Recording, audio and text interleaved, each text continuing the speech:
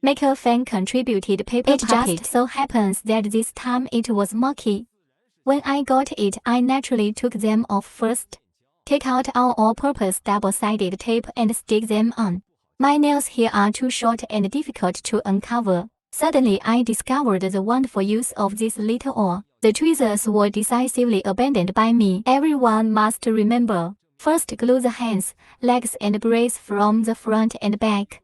The next step is to peel off the glue repeatedly. Here is to stick the baffle to the corresponding position. After gluing, just put together what I just said. This process is really not difficult. It's just a little boring. I think it's acceptable to be one. Friends who pursue beauty can be like me, too much and I'll probably go crazy. Use a stroke pen to paint the edges. The next step is to teach you. The finished product will be much neater in this way. How to hide nails on upper arms and hands. Connect the back of the upper arm to the hand with nails. If you are afraid of damaging your nails, you can use a small oar to help.